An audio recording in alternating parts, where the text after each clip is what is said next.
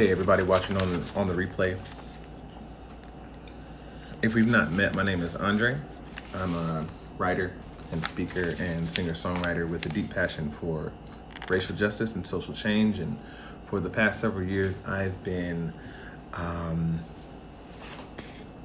a serious intellectual quest to understand how do ordinary people work together to change the world. Hey Isaac, hey everybody coming in. I actually wasn't expecting people to join me live since it is 5 in the morning. I've been up for a couple hours because I'm having trouble sleeping, because I'm thinking about the importance of the next 100 days in America. And there's some things that I just want to say. And instead of doing this on my phone as a video and then uploading it to Instagram, I decided to go live because I'm less likely to try to make this a perfect video if I just go live, say what I need to say, and then upload it to Instagram, to IGTV. So thanks to everybody who's joining me. Some of y'all on the West Coast, I'm wondering what's going on. Hey Sir Johnson, hey Jen, what's going on? Why are y'all up at 5 a.m.? And hello to Tina in Jamaica and everyone on the East Coast that's joining me now. I'm not even gonna lie to you. This is probably gonna take me like 15 or 20 minutes to get out. So if you're interested in hearing a lot about changing the world, and fighting smart about the battles that we have to fight over the next 100 days, then stay with me, right? Isaac, I cannot wait to hear what you were working on in the studio, because you are one of the greatest singers I've ever heard in my entire life. Jen, I'm awake because there is just some stuff on my mind about the way that we're fighting for change over the next 100 days. And I just need to put this out there, especially to my people on the ground, my activists on the ground who have been on the ground since the day that George Floyd was murdered, who are seeking change. I want to start by telling you a story, okay? In the summer of 2016, I watched a man by the name of Philando Castile bleed to death on Facebook Live after being shot by a local police officer in Minneapolis.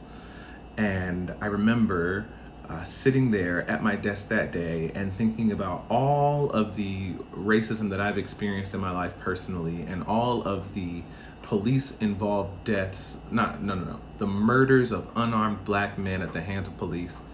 Police-involved sounds too soft.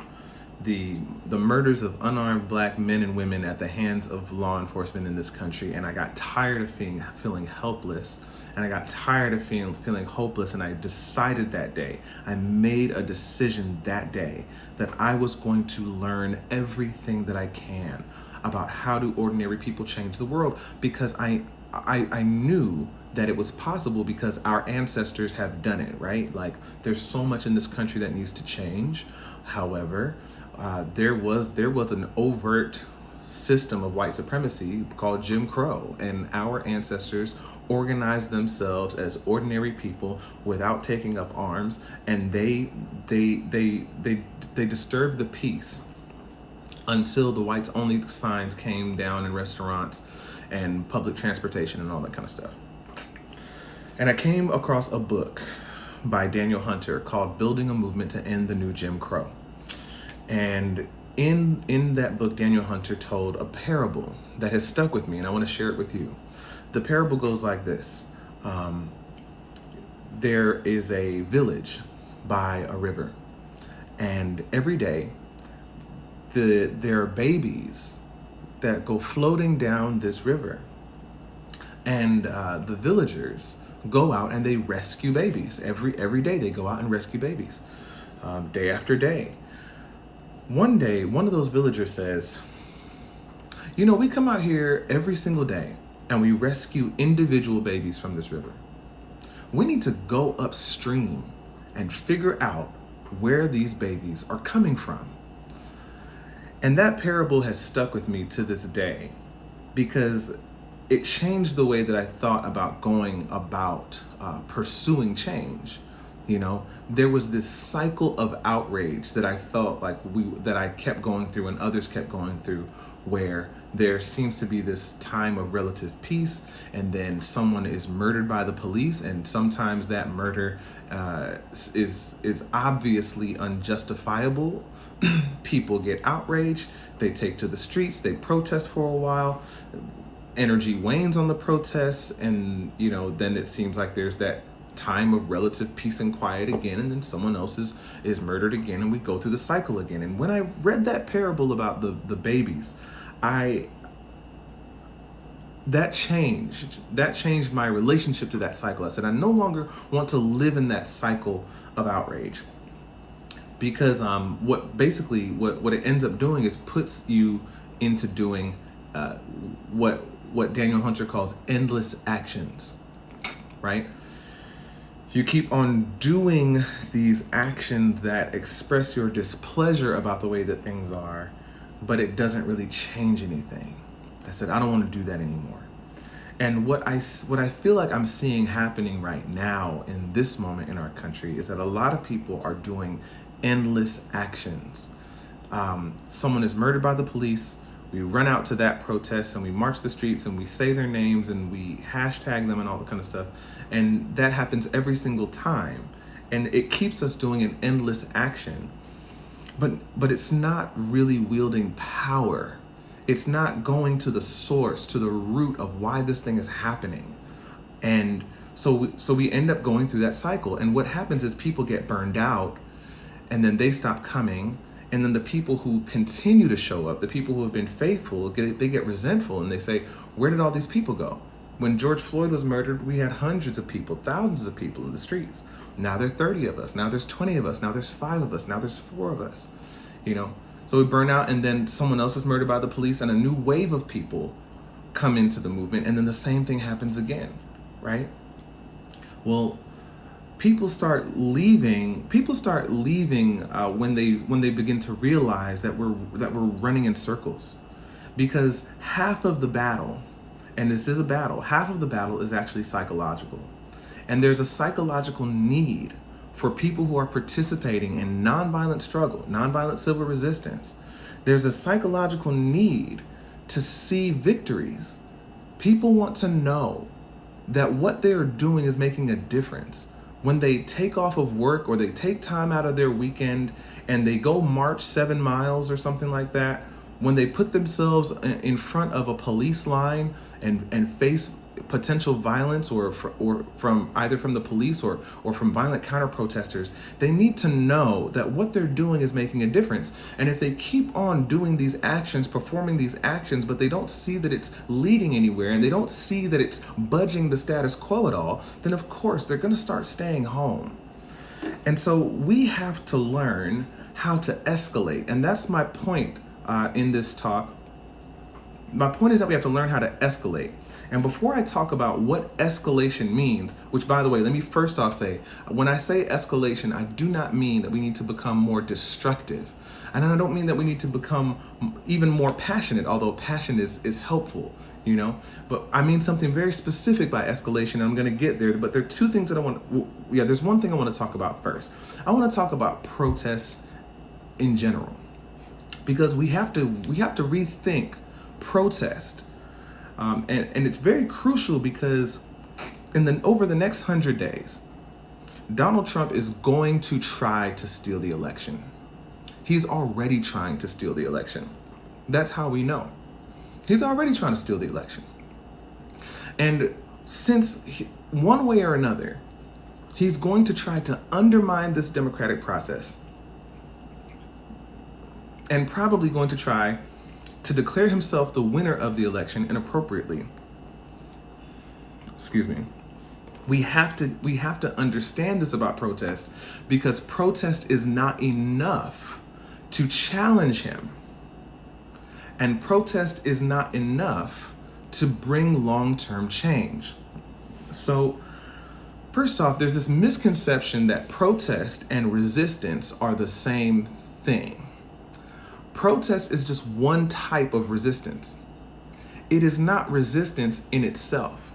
There are many ways to resist oppression and corruption and injustice. Protest is just one of them.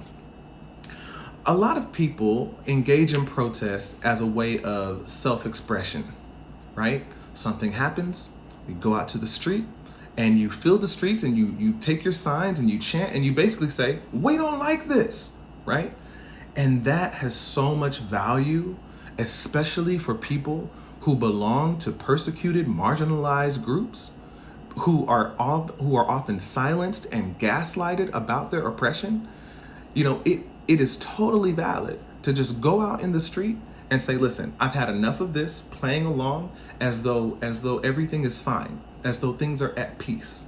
Because in this society, usually when we talk about peace, all we mean is that the oppressors are winning the class war without much pushback. So it makes sense that there come these times where we're just like, enough is enough. No, things are not peaceful. We are not okay. That's valid. The only thing about protest as self-expression is that the powers that be already know that you're not at peace, and they know that you're hurting, and they know what they're doing, and they don't care. They don't care if you go out to the streets and say that you don't like it. So it's good for us, right, to go out and say that we don't like this. But when we do protest as self-expression, we should understand that our self-expression is for us. It's cathartic for us. It builds confidence for us. It's a release for us when we do it as self-expression. There's another type of self-expression that I want to talk about as well here while we're on the subject. And Jonathan Smucker writes about this in his book, Hegemony How To, where people engage in protest kind of in the same way that people engage in fashion, right? Like, people are signaling about what kind of person they are. They're out there expressing their values and saying, this is who I am. And that's why one example of this is how you see so many like protest selfies and things like that, is people are saying, hey, this is what I stand for. And that is great. That has value as well, But again, the thing about that is that the powers that be do not care, right? And we have to be realistic about that. So it's not that protest is not useful, but it's useful for certain things. So that's one thing it's useful for, is self-expression. Another thing that it's useful for is raising awareness, right? When you go out to the street and you're protesting and you're saying these people's names, there are people who haven't heard the news and they don't know about what happened or whatever. And now you're in the street, and now because you're in the street, now they know.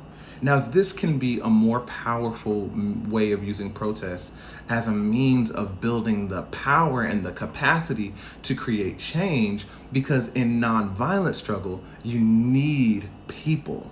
It to a certain extent, it's a numbers game. You want to build as much participation as possible, or you want to build to a critical mass. And by the way, while I'm at it, critical mass is actually not as big as we might think, but I'll get to that later. So raising awareness can be powerful because it can help you build that critical mass that you need to push for change. But if you want the numbers, then you have to protest in a way that's going to build your movement, that's going to draw people in to the movement, right? And the thing that I want to say right now is that when people get discouraged because they've been fighting for change, and people have been burnt out because they're not seeing anything happen, because they've been doing endless actions, they've been rescuing individual babies from the river, and they haven't found the source of the problem so that they can actually do the things that will hinder the system from continuing to operate that way, is that what people often try to do is they try to shame people back into the movement or shame people into the movement, right? Say, how can you go about your lives when people are dying, and talk about these ideals of democracy and racism? Now listen, I'm a black man who is tired of seeing black people be killed by the police. I'm a black man who wants to see black people live in freedom and joy and at peace in this country. I'm out in these streets. I spend every day thinking about these things and reading about these things. And so I'm not trying to give you a centrist idea here. I'm just going to say something that is, it's a hard truth about the way that we need to fight. And this is the deal. The people who are not mobilized in the same way, the people who are not always on the front line or always in the streets, are not motivated by the same things that keep people like me and some of you who are leaders in protest movements and leaders as organizers and activists. They're not motivated by in the same ways, right? And basically what I'm trying to say is that most people are not moved by the abstract ideas of freedom and democracy and human rights and all that kind of stuff. They care about those things, but if you're just using that language, then that's not the thing that really compels them, right?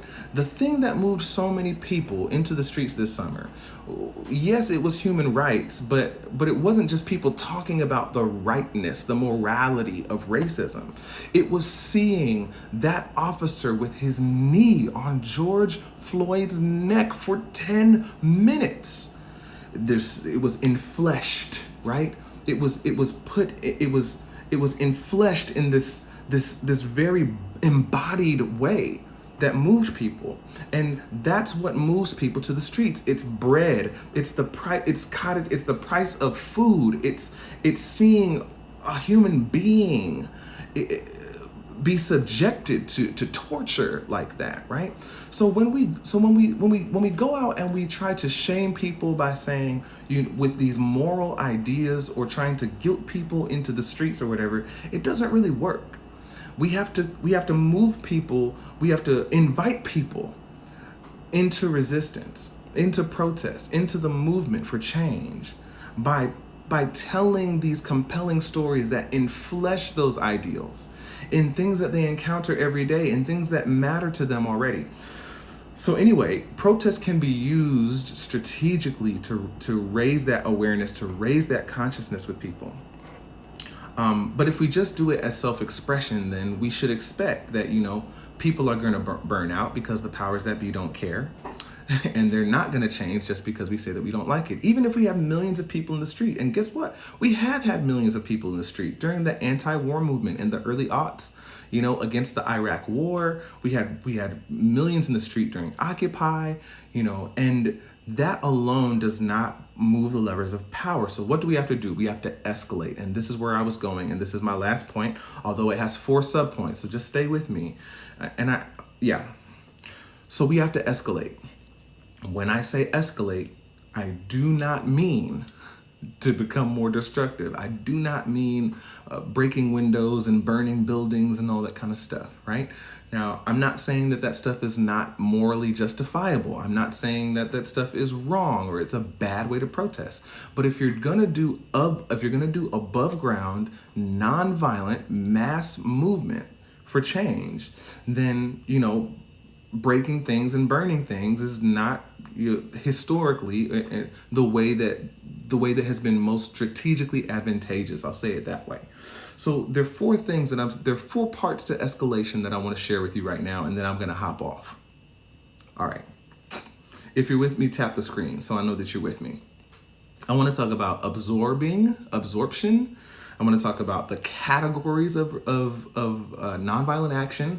Then I'm going to talk about what makes things more disruptive, and then I want to talk about diversity of tactics. Okay, 4 things, all right? So the first way that we can escalate when we're doing nonviolent action is we need to make sure that we're always creating a way to recruit people whenever we act, right? So when you're doing every time you do a protest, and you're raising awareness about an issue, you need to create a way to keep the contact information, to get the contact information of everybody who comes to the protest. Because in a nonviolent movement, let me get down into theory and then I'm going to come back up, okay? In a nonviolent movement, you're dealing with a certain view of power.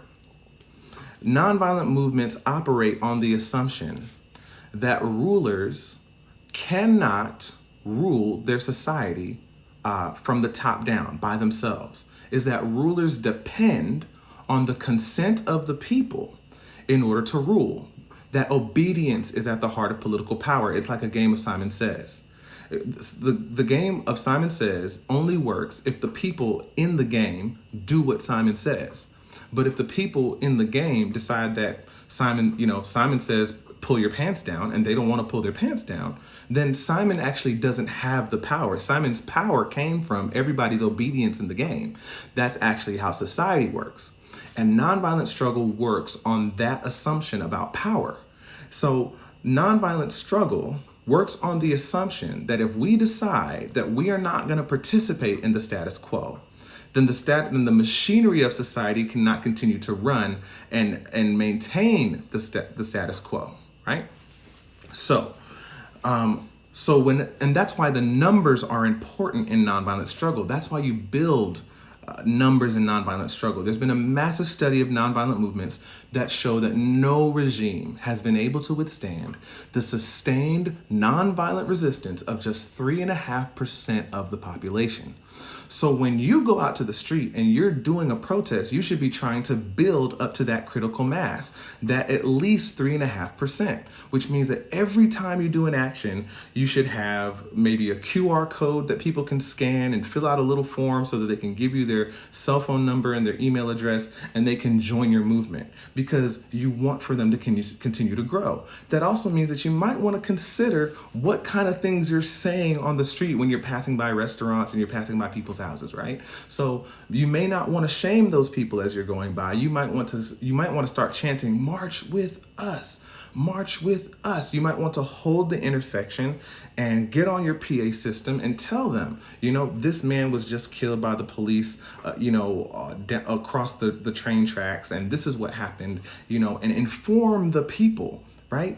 And you want to tell them, you want to tell them something that polarizes them against the folks who benefit and maintain that abusive, oppressive status quo. And you want to bring them in and absorb them. So that's one way that we escalate. One of the ways that we escalate is by building numbers, by absorption, right? The second thing, another way that we escalate is by understanding that protest is just one part of resistance. So here's where I want to get into the categories. Gene Sharp, iconic nonviolent strategist, right? He talks about how there are different categories of nonviolent action. The first category is protest and persuasion.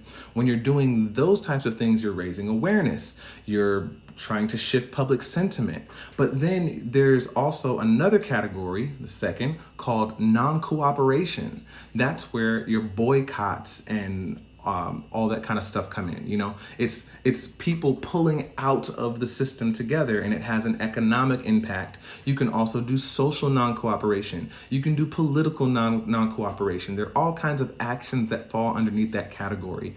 And then there's the third category called direct intervention. That's things like the sit-ins, right? Or when, environmentalists might go do a tree sit. They might sit in a tree to keep delay, these foresters from cutting down trees, or people who are fighting against gentrification might chain themselves to a construction site, or a hunger strike or something like that. Those are called interventions. And so you actually have this vast palette of nonviolent actions that you can take, which, by the way, that same study that talked about the 3.5% rule also talks about how a key in successful nonviolent struggles, especially in their study, the 323 conflict situations that they researched, diversity of tactics was another characteristic of successful nonviolent struggles.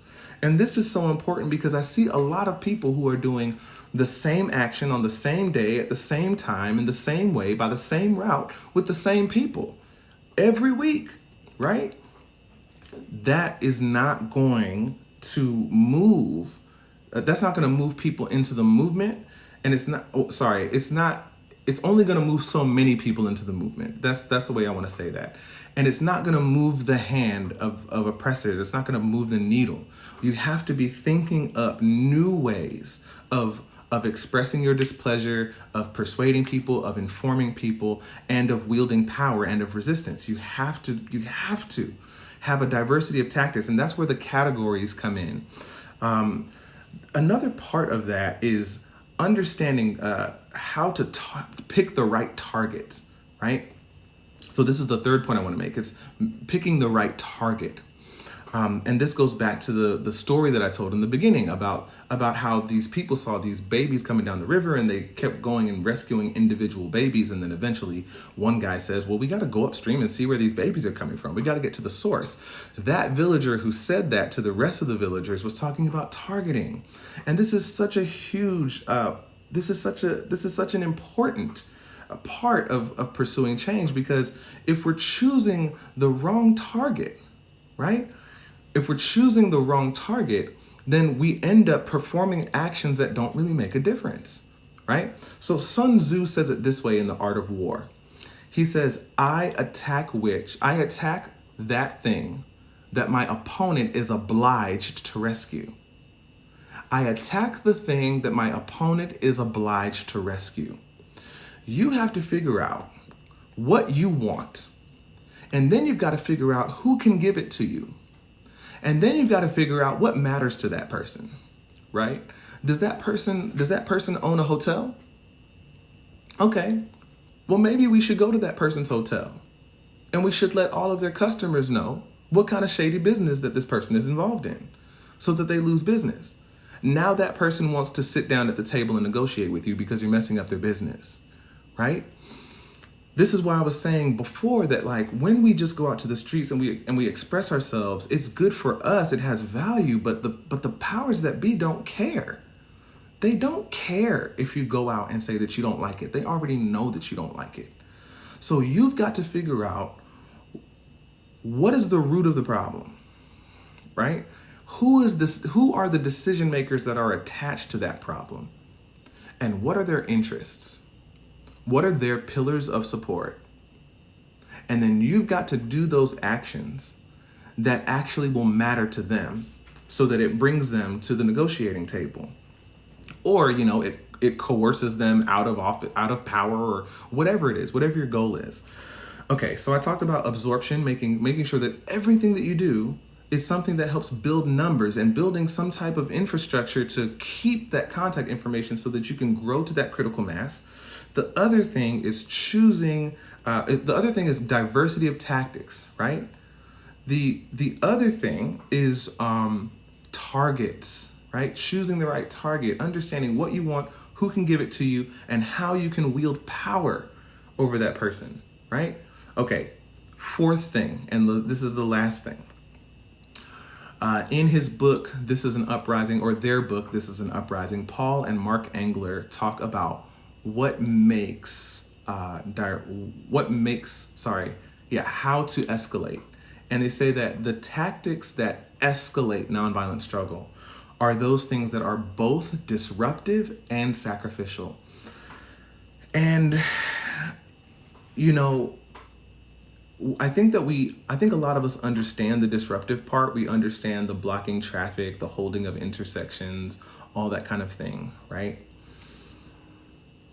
But I don't know that we understand the sacrificial part. So there's this whole concept of making oppression backfire in nonviolent struggle, which is basically what happened in the civil rights movement, right? Like the lunch counter sit-ins, these students went and sat at these lunch counters. They were brutalized by the police on camera, and the brutalization, the beat downs of these students from the police it was an act of terror. It was supposed to discourage them from doing that kind of resistance anymore. But that oppression backfired on the Jim Crow establishment, on Bull Connor, because when people saw that on the evening news, it moved more people into the movement. Same thing with Bloody Sunday, right? Like the police brutalized Dr. King and SNCC activists and SCLC activists, but it was on camera, and then Dr. King put out the word, and then all these people started coming to march with them. March to Selma, I think it was, right?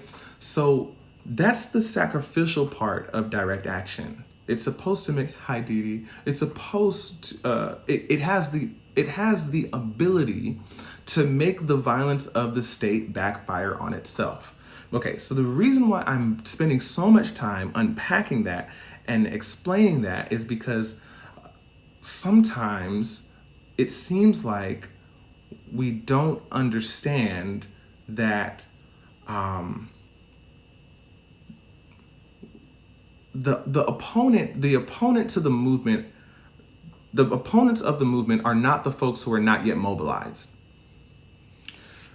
So when we interrupt their day, sometimes, I mean, it can be justifiable on principle, and it can be necessary sometimes. However, the opponents of the movement are the people who maintain and benefit from the oppressive system, right? And the people who do it, the people who benefit most and maintain it most passionately, and basically the people at the top. That's what I'm trying to say. Those are the opponents. It's the Bull Connors and people like that who are the opponents, and frankly, you know, the rich people who are invested in a racial caste system, right? So when we do these actions, we need to be trying to polarize people against them, against the people at the top who are maintaining, building, and basically paying people to preserve the racial caste system. We need to be trying to move our neighbors into the movement, right? And by the way, not everyone, and I can get on that in another video because I spent so much time on this, right? So we need to be thinking about how our actions can be sacrificial. Like, they show us putting ourselves on the line, either at risk of repression from the state, or, you know, maybe, or something like, you know, a tree sit also is something sacrificial because, you know, they're sitting there in front of a bulldozer or a chainsaw that's coming to a tree that they're sitting in because they want to protect this tree or whatever. That signals to your neighbors, that signals to ordinary people that you want to join your movement, like, look how passionately they care about it. It's an inspiring picture. Basically, think about when we saw Bree Newsom climb that flagpole and take down the Confederate flag. Like, we knew the risk that she was taking to do that, the physical risk that she was taking just to be up that high, and the risk of the state, you know, arresting her or something like that. That compelled people, that moves people, right? So basically what I'm saying is that, like, when we go out, when we take to the streets, we should be careful, or we should at least think about, like, we should think about what is most advantageous to us in a strategic sense, right? Like, do we want to polarize between the movement and those who are not yet mobilized? Do we want to polarize between activists and non-activists? Or do we want to polarize between the mass of ordinary people against the powerful who are invested in perpetuating this violent, oppressive system against us? I hope that that's making sense. But this all depends on whether or not people have in mind that they want to move people into the movement so that they can pursue the change that they really want, so that they can put pressure on those targets that matter, so that they can stop doing these endless actions of rescuing individual babies from a river and go upstream and figure out where they're coming from and deal with it at the root, right? Everyone's goal is not to do that, but that's my goal. That's how I want to fight. And that's why I'm not going out to every single march every time someone is killed, because I know that even though it has value, it's not the most powerful thing that we can do.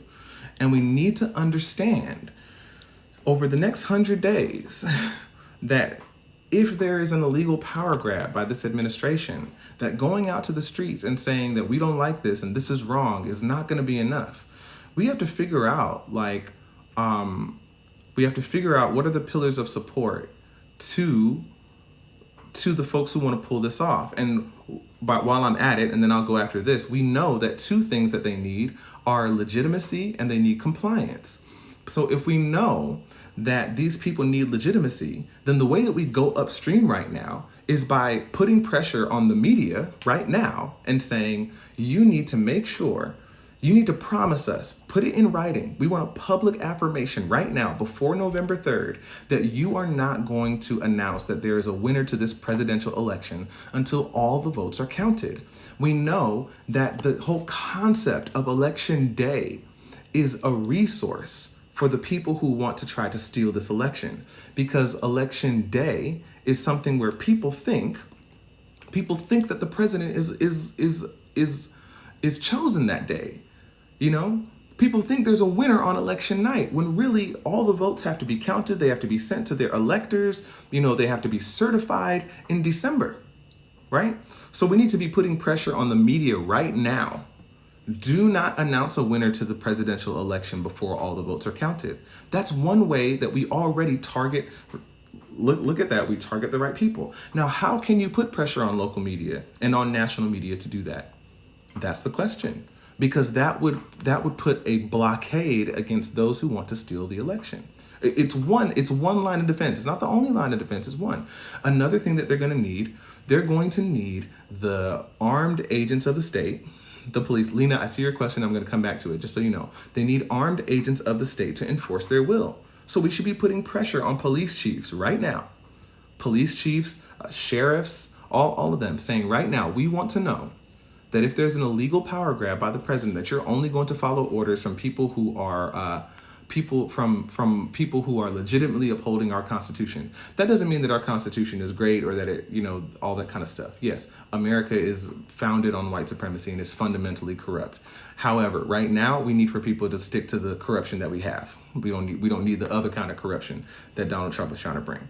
So putting pressure on police chiefs and sheriffs and all the kind of stuff and saying, right now, we want a public affirmation that you are going to uphold democracy in the event of an illegal power grab. The other thing we should be putting pressure on them to do is a public affirmation that if these white vigilantes do what they say that they're going to do and they're going to try to incite a civil war, that you're not going to be on their side. You're going to be protecting the people, including anti-racist protesters. Right? We want a public affirmation that you're going to uphold democracy by making sure that anyone who's participating in an illegal militia and calling themselves patrolling polling places, which is really voter intimidation, that they're going to be arrested and they're going to be held accountable. Also, I want the DA to go on record and say that publicly. That's what we can be doing before the election, right? And then if these people don't, then you do campaigns to protest them, right? And you go out to the neighborhoods and you go out to the business districts and you say to people, look, this police chief, he don't care about democracy, right? Your elected officials, they don't care about democracy, right? We asked them for a public statement and they wouldn't make it. So just so you know, we're gonna vote them out next time, right? Or whatever. Or however, if they're elected, you can vote them out. But you get what I'm saying? That's how you start applying this stuff in real time before the election. Going out and saying we don't like this is not going to be enough. We've got to figure out, how to actually wield power. And then if they don't respond to the social pressure, then you figure out what are their interests, Like I said, does this elected official own a hotel? Do they own a restaurant or something like that? Do they have a family business or something like that? Well, how about we go over there and we let their customers know what kind of corruption they're involved in, right?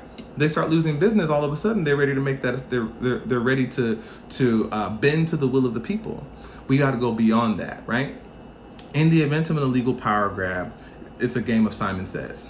No one needs to follow any orders that is not from an authorized person, Anyone who's doing this unconstitutionally, we need to not obey them. And we need to keep on putting that message out there that they're not legitimate power. All right, thanks everyone for spending time with me. I'll see you later.